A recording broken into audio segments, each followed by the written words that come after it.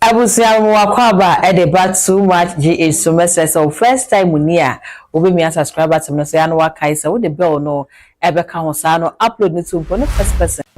ya wonsa ebidi ka na busia ne mesaka na blemeza e wo menche wo ha ye ba bidi nkomo no aye sunsumo nkomo na ye ni nkomo no wienu anya bibi e de afim ta ba mensa wo bi na wa ye crowd wo ha de dan ti no message so be ka me ho ye koma na akwaba na ye de ye nkomo no ahehye so na busia ba ye koma na akwaba no now the sa kwan na so emia subscriber to no so de achema ya no wa kan say wo de bell na ka ho ya na wo de bell na ka ho se na be na upload to mo a on the first person ya on sabidi ebidi kan aka se na be ye na news na eko no entwamu emfanfan wa wie ni sa no na wa wo so de ma wunua bi no so ne saka ultimate ensempase abibia no ya na me de benzane e odifo ya kadro me yenko ma na kwaba ne fa nkomo no enhihye so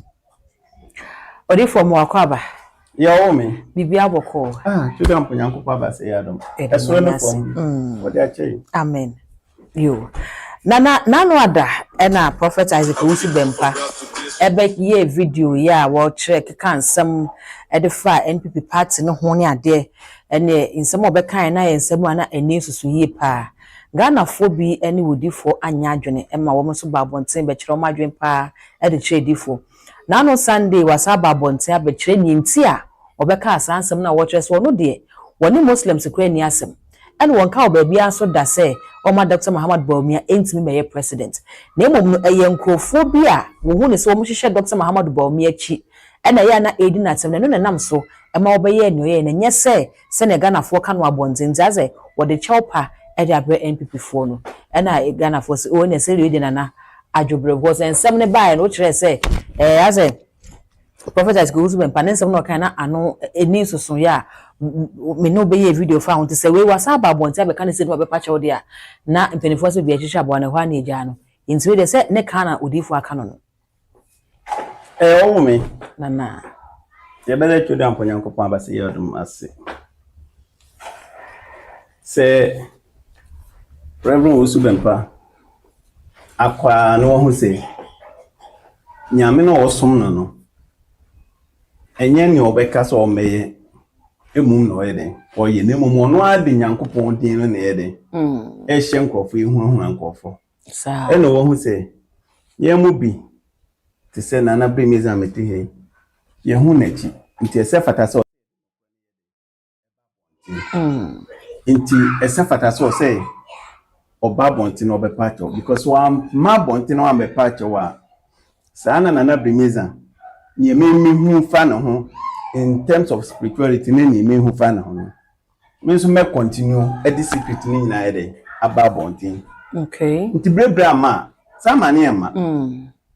nti esa fata so pacho e no wa pacho okay eye asede eye na asede so fata so be pacho na ye mede na se Reverend Owusu Bempah etrasi e no de be kwa dwundwum a ankobe hu se ono an sofo bi be kasaye but kasa na sofo no be kan nyina se oma obi mfa sori ni din enye ne ono ope anase omfa sori ni din enkoye bibi biara no o trans na o de kwa dwundwu na o ye nyansani obi hu se Reverend Owusu Bempah ne sofo no kra bu ne be enne na ebebe na obu ne sa no na ne sofo na sembe no kan se wo ma obi o ma kwan ma obi fa asori ni din betwitwiri fom no na hwan so na di asori ni din etwitwiri fom e wa asori na eye Reverend Owusu Bempah da no obi di asori na twitwiri fom na se ye ka obi ode asori ni din etwitwiri efom a enye Reverend Owusu Bempah MPP for da be na omokọ ye demonstration say esa se Owusu Bempah na asori fo e kotia yinti no ibedidi o matem edidi asori matem okay na Sudani de nyina Reverend Owusu Bempah na sorry a edidi atem na obi kobie na ano say wo obeto ababia edi ama MPP bia se bi tafate nyame no me yede ne ba oso no obi so no so fi se da ache obeto abama MPP be so a hwan na koka beka okay nti Reverend Owusu Bempah na sofo no bu ne bese wo ye sofo na wo da asori na no but ye ma wo kwan ma mfa asori na nim nye de entwitwi fom to ko pacho nti me to me no mpanyinfo tenase ɛna ɔmo ma ne hu sɛ deɛ ɔkaeɛ no ntwa yie ne sense ɔmo ntumi ɛmbɛka ɛwɔ abɔnten sɛ deɛ Reverend Owusu Bempah yɛ de ɛkan no wanka ne yie ntumi yɛ sɛ ɔmo de nyansa kwan ɛfa so if you say Nyankopɔn krosomo ba nyansani ɔnsoma kwasea ntumi ɔbɛgyina asɔre n'anim ɛkasaeɛ no ɛyɛ nyansani ne ɛsoma no nti nsɛm ɔka yɛ nyina kɔtia Reverend Owusu Bempah but ɛsan so bu ne benti no wanhwɛ yɛ wɔn te ase okay nti no ɛyɛ n'asɛde sɛ ɔsɔ bɛpakyɛw nti asɔre ma no kora hu sɛ ɔsɛ fata sɛ ɔpakyɛw hwɛ sɛ wotie papa ne nsɛm no yi a ɔse MPP fo a mo wɔ ha no mompagya mo nsa na monye dede owie ɔse NDC fo nso nyɛ den mpagya mo nsa na ɔmo nso enye dede owie no ka sɛ MPP fo a ɛwɔ ha ka dɔɔso sɛ NDC fo ansa na ɔbɛka sɛ no nti ɔmma obi mfa asɔre didi nyɛ den entwitwere fo what you say okay na yɛ den na wo mami no na wɔkɔka sɛ magya padeɛ nyinaa mede ma baako minhyira nyinaa mede ma baako nti ɔmo ankasa ɔmo ti asɔre dɛm hɔ ɔmo nso yɛ MPP fo no ɛne Kwame Amo ankasa mmɛba ne so a ɔyɛ asantini no ehu sɛ Reverend Owusu Bempah yɛ den akasa tia asanteman if you say yɛka MPP a MPP fuma Ashanti region na wo ana wonim okay sɛ yɛka MPP a MPP stronghold ɛyɛ henfa and Ashanti region nti sɛ wokasa tia MPP a wakasa tia asanteman na sɛ wokasa tia asanteman okay nti ɔno ankasa Owusu Bempah no wakasa tia asantehene basa nana asantehene de so wonya manyosem nti asantehene onto aba but onya manyosem me say onto aba oto aba asem no kan say wo a wo beto aba ama MPP bia no say yentimi so nyina so nkase enu nti na na wo aba say asantehene so to aba ma MPP because niaminim ne say asantini ye owo ne background no ahya say de kotoko asante kotoko team no ene NPP na ede etiti akola no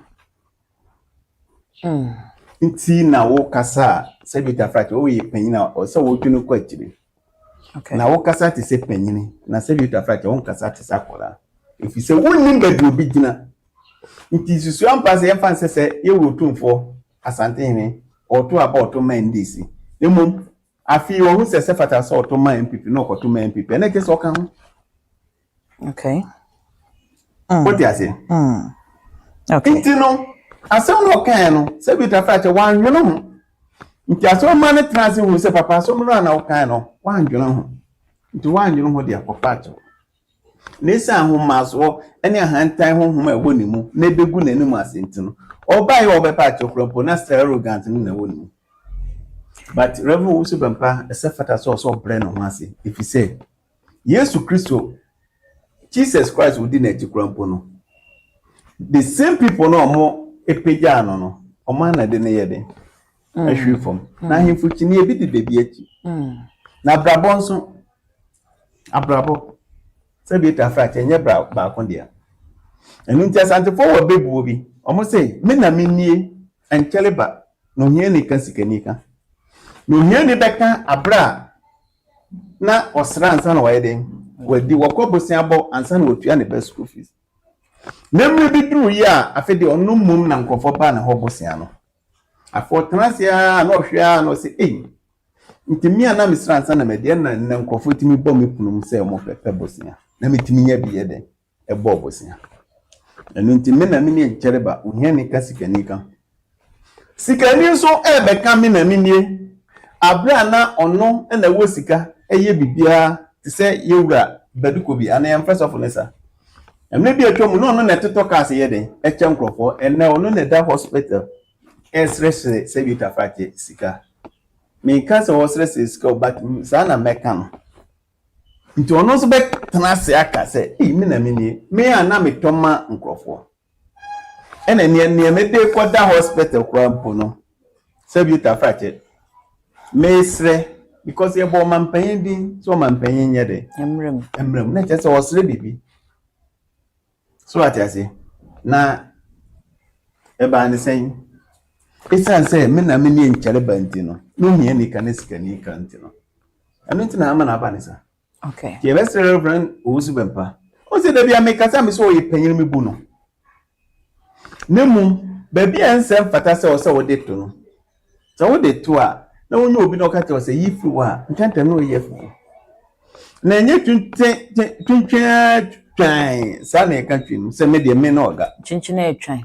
etwan se me na oga asasi yete so no wona wo mu no na wo di bo ema osoro mebo a enso obi anu a o si dan no posi no osoro temi yo mitina na obi anu a yesi yesom nyankopon osoro mebo a when was the last time obi nya sika so obi si dan no kosi no osoro ati so start wa asase we so nti asase no na hoode ne nyina ekita no nti without asase no woni ahoode nti senne onya plot na wo si dan a na ya abosan a kai hu se ochina obi so be den ebe si de toaso okay to oma niaba bi nye den okay enkofom isa so ono ase ono na si hine etu hine oma mpanyina konya enuti na obre yo oh sir oh yes sanuti na obre because they say the one hwehwa ne MPP for be patcho nti MPP for be patcho wa na che say ono no we gina mfimfin NDC wini a MPP wini a na me no eda obo say MPP Dr. Bawumia etu anamon edimlika akose yewe Owusu Bempah jare bone fachem no kai hu say Dr. Bawumia na wiye ye as a politics abawie as a politician abawie I'm telling you me can no practical me ba hon ma bebisa say edientia na be masa na mo no esibat o ka say say Reverend Isaac Owusu Bempah ba bonten aba be pacho enti odifo say sa de a ene enye so say NPP for sa bre ya ye papa be wa esi nanim amana da ho na ye hu ni enti a wode ya obekeka asansem na wo kire say enkrofo bi ye NPP for ene bo pot na kumase bo po say ombe ma enkrofo bi aba na asori dem ho nom abaye omo ho say omo ye muslim abaye baye basabasa na ka anya no o say kan prophet Owusu Bempah empe muslim asem won pese muslim baba ma mpini na afra kwakoye prophet Isaac Owusu Bempah any muslim fo na enya na ye say ni dia san kwakose ze na anu de ni bi eti se sabe wonu aba bonten abe kasa ni wo kan no eye wei nti no kan se wan kan ye mpo a wo pacho no ni obi ani asema e before so ntimi kopa ne chew say ye no kre say Reverend Owusu Bempah ti say MPP fo bi say ye baba ye dede e de agu na asori animu asa na e be ye dede bi we na asori dan mu a the only thing I was saying Reverend Owusu Bempah and so Obeko police station or call report to send someone my Martini. So you soon ni ponto bo won fan oh you soon ni ponto I think na one work in spirituality no ba monte make asa say me na e bia bo no o de to so o de to 2020 eh you huna physical campaign no ye huna because metia ti say de we jaka say nkofo bi be ye de e be ta no when the wo me no we wo nti enye the same thing na Reverend Owusu Bempah so ye sir so obisi ye mfa nya asem as a spiritual man krompo de ebe na wo fa obisi na Yesu Kristo Jesus Christ abaye de se kan ne nkontim ma ne ade bidru ne mo se memre na aso na wo pe heaven akọ usuro wu Reverend Owusu Bempah also pe heaven akọ but usuro wu no wo offer heaven enye se osuro wu bi abewu de ba enye owu anya ne time na enso ye no obi beje ne nkwade se ne time nso ya and onja ntrotwa untime ka se ne time nso ya onja ntrotwa entro na wo twa ne entro na wo twa na ebi ne so ka say Mahama nsa ho omoja ontime be di president da na so Mahama be di president na se we de ya se mo ye twam officer onu na be ka asem entro obi sa mentro ana ntro no mi kire obi na bia no wanka ne se obi na ka kire no o se eye nyame na eyi a kire ana nyankopon na oyi kire no ana Mahama be di president nti ontwa ntro se wenti na me se odi nyankopon di na eye ni o ye enso oboa so wo san be ka ase nyame se na koma penti odi ama no na obi a wo ye wudi na ede no konya koma pa wudi na ntimi nya koma pa no ho de your own strategy I will use. Because the same some can farm Mahama. I know Mahama and Kofobi corn and chain and a cocasai. The open the same thing or that you about me. Dear Benton, I walk say Dr. Muhammad Bomia, a cocopa, Prophet at the Husband Patcher one, a political career baby. Yes, some would do. Because Reverend Usubempa in spirituality, no home dinner, no. A home fee. O differ. Oh, Meka. Reverend Usubempa home made dinner, a home fee. Ye come home fee out there, say. There be natural. Ubia, no home made dinner, Bonnie one or the other. Eddie. Why any shilla bedukobi?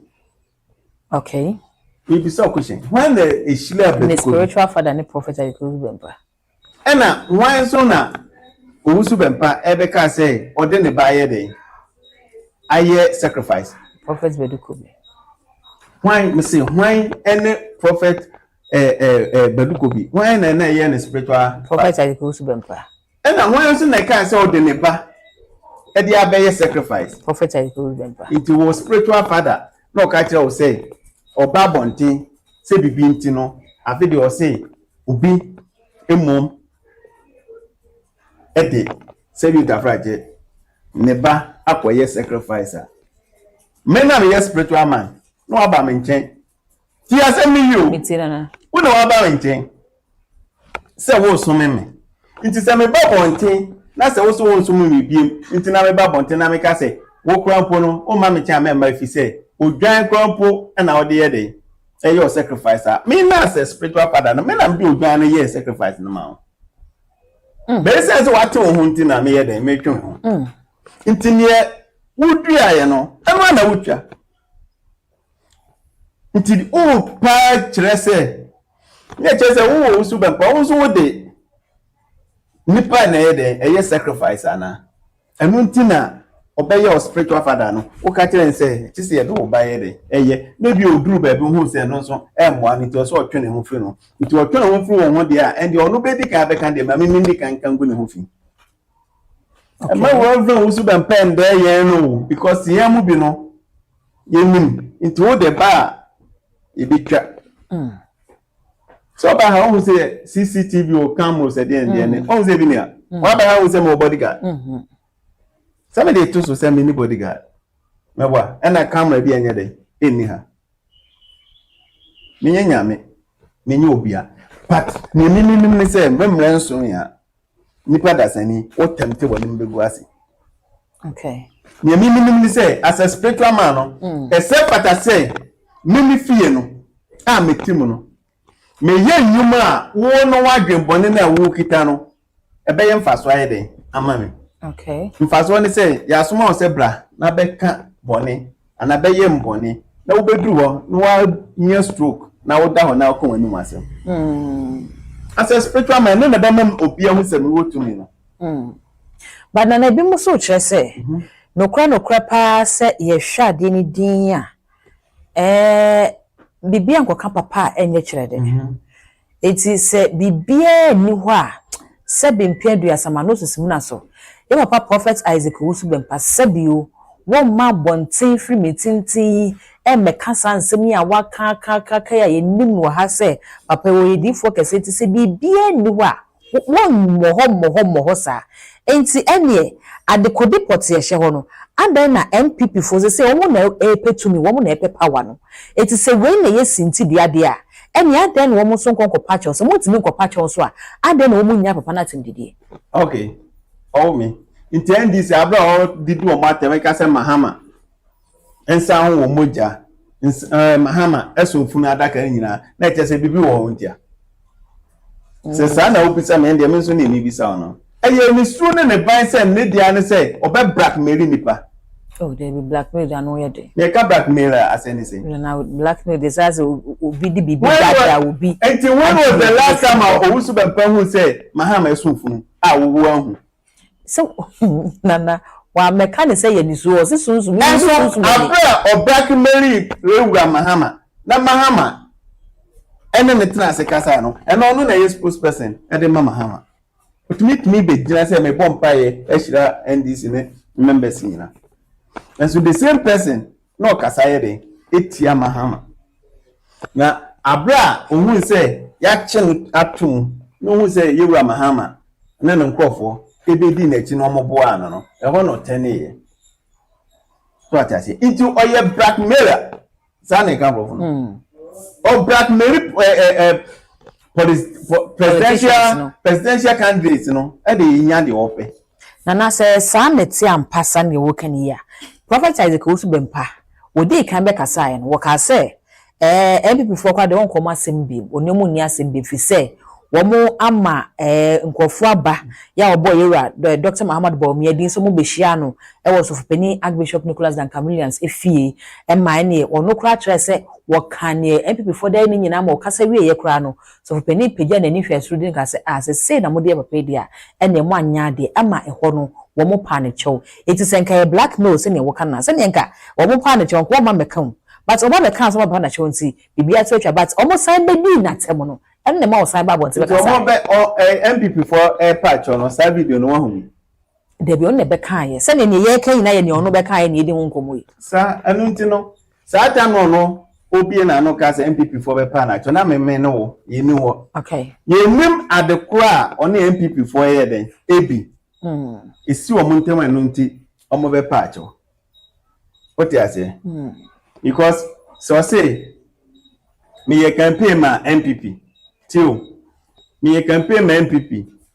Na MPP aban so ya cheme na me frɛ Bawumia doctor as a vice president to kwa wan fi me. Me frɛ president wan fi me. MPP ni bia no wa me frɛ no fi me. Na kyese enam me no nam manam nam nyina no. Ya kyese mo ndome. Nti mo ndome de anya me so matem ho a. Na opa kyewa. Na se eno so na se MPP for ye ne sa wo ma anya de fi se ye hwe adwuma sonko a wodi for ye ma wo mo akwancha hodo wo kire se wo ye mpa ya hodo wo boy ye ne ade na ya che no na wo be fafo na frɛ no obi amfi no na opposition party asabe no kan sema pese di bomo so no emu candidate na ba besra ne de a MPP for ne ni ye wonnim di enti e ba ne sa enti wontimi njaage oh na se bibi wo ho e ba ne sa na ye se bibi ankoka abanya enjekre enzima ye be kan se bibi anga bane a unzu credit bibi anka papa enjekre de sane kana se de me na oti me na moti e be de ne entembete achi se BBC bibi besi ansa na wo be de nti evan se bia wa frame se oba mi nti wa be gina mi gate wa bo mama mio na wo san kwa ebia na nya me fumu so se mi mbio na ebia na me nyom bisi so nti wo frame hu e na san kwa nti no wo frame na ka keme oh me sorry ma hu ebia na nyom si so nti no nti me kan sa sorry na ntre say by force say we dana so nti se wo say ye we dankan woniam eli di omo amomo abepa che we dey bi ene se fiachi ni abofo it is a Dr. Muhammad Bawumia so ne mpenifu akwakopa na chewa ene aden na won so kan chewa titafo ne se papa yi amone ne ye munya na timdidi nti obanya ya small banyansani nti nanka wa babonti se mo amodidi matem no munjai efise me ne Dr. Bawumia ene na na adodanko akufuado problem e bae no ya so boyi nti mo pa mo mbisa mo presidential candidate no na mo tie di o mo beka na presidential candidate ne ma bonti me bie na no na nado o ma bonti me bie na no se de Owusu Bempah ka no ye no kre nti lumba e bo nyom a ye kan nsem fa lumba da de lumba ho nyina no na o beka nsem ne nyina no be yi ano ne nyina kyese no kre okay e kyese no kre obi kan wa ne obeka bia no tan it's fa ho se Dr. Baba Bonsa be yi ni ho ano na obi abepa achewa e dey bi nipa no bepa wa che so no mum na say didi watema na beka say wa bepa ache na o say didi matem na da Bawumia o ti Bawumia no asem wo na wo so wo ma Bawumia nye dey any president o so on cancer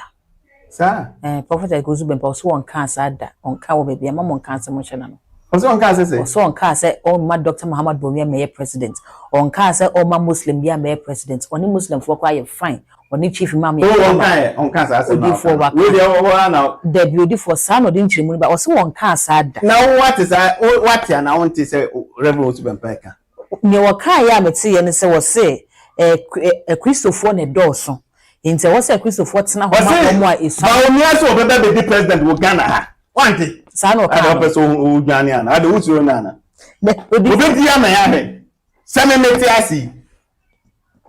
ele sa no kan sa no kan no na de usuro Osubempa o di ase usuro no ena me nso no e ba ho na mafa me di buye de e ma no but in terms of spirituality me mfe bu ma no because in terms of spirituality no ye preku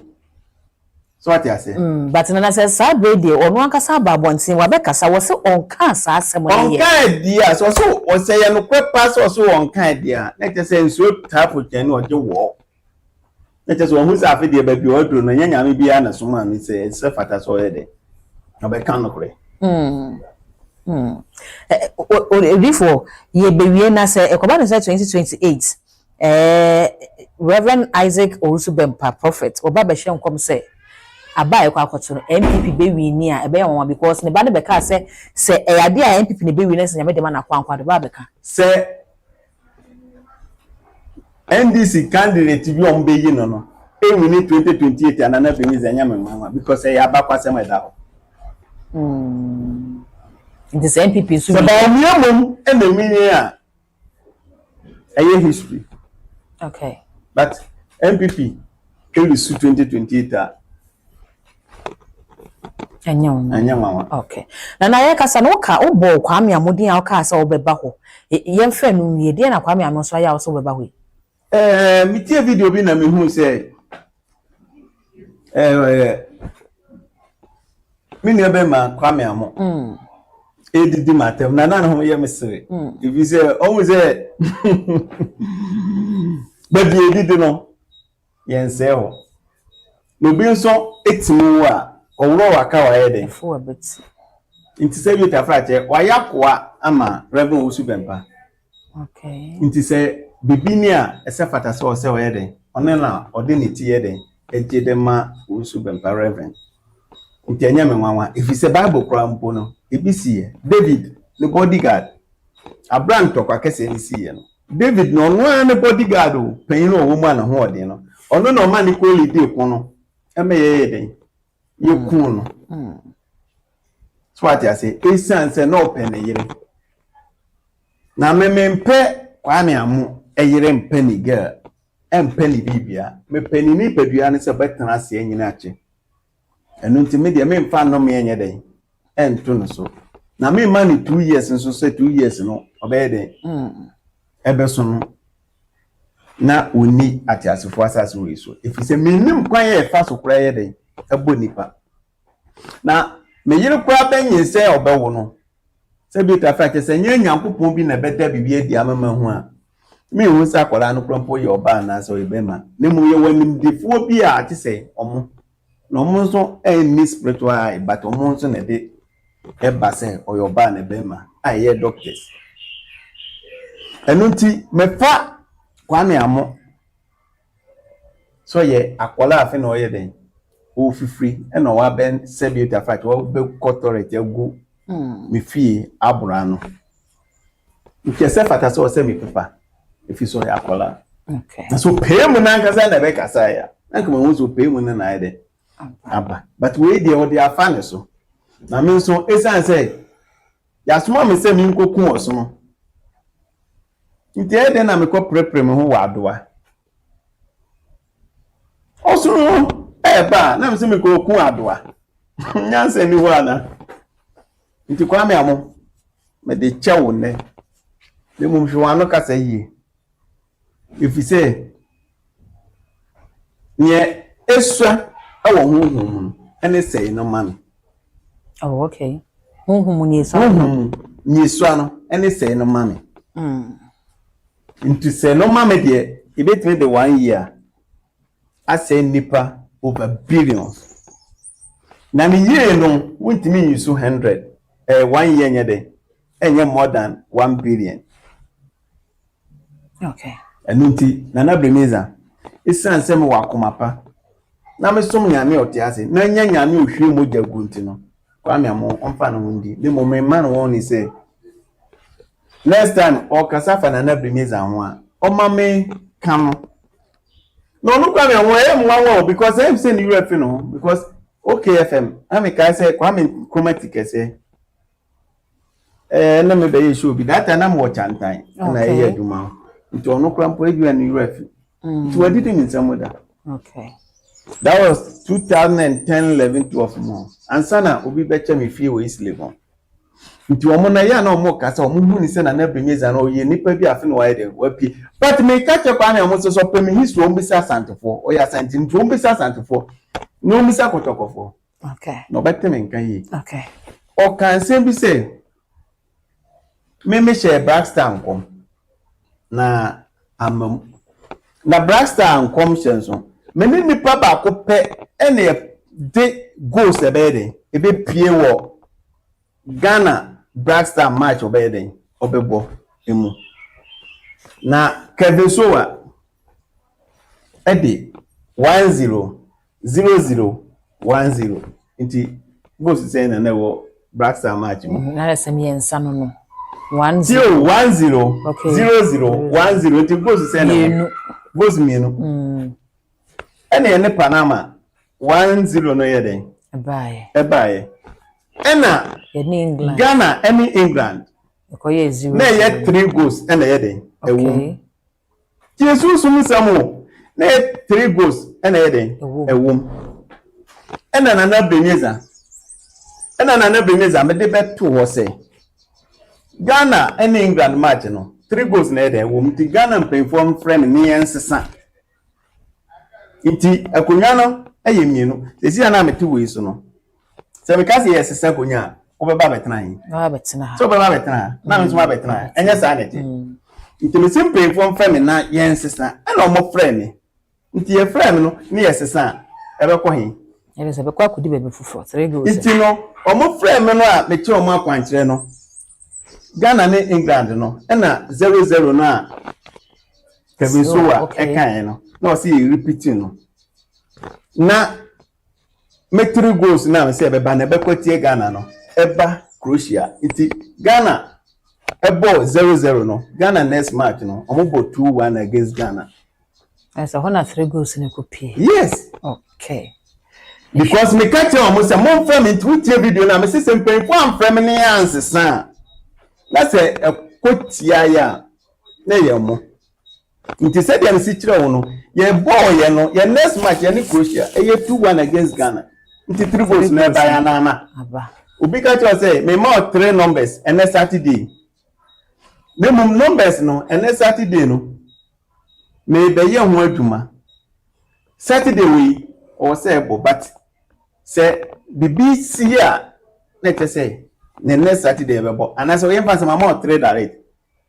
say ko twa ne Saturday me say Saturday and work with Chinese Saturday and amo and the following Saturday a boy uko hu abeka say uko hu abeka say na was Saturday that ah na number na okasi yen ko Chinese Saturday no ato ne